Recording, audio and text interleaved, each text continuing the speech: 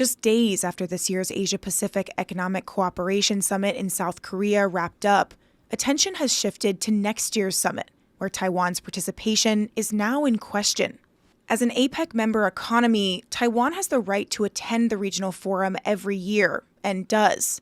But in 2026, the summit will be held in Shenzhen, China.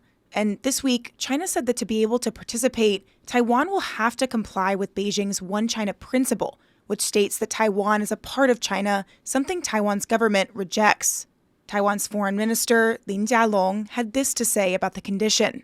中国我想在国际上对于我们明年参加在北京在我们明年参加在深圳举办的 APEC 大会那么附加了很多条件那这个都是违反当时的承诺我们会捍卫我们的权利也会协调这个理念相近国家一起来加以反制 Taiwan previously said China had guaranteed in writing that its 2026 delegation members would be able to participate equally and would be kept safe.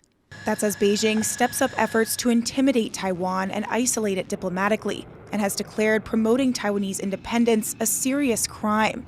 Now, it appears that whatever agreement may have been made may be off the table.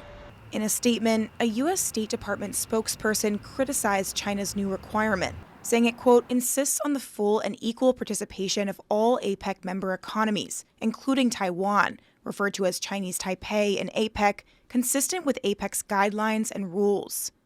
This all comes as China says it discussed its One China principle in meetings with several countries on Tuesday, including officials from Pacific Island nations and Russia, which China said reaffirmed their commitment to the principle. It also said Russia supported UN Resolution 2758, which China interprets as supporting its claims to Taiwan, though the resolution does not in fact address Taiwan's status.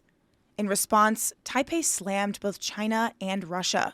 对于俄中合流屡次挑战国际现状，贬损我国主权地位的不当主张，外交部表达严正抗议。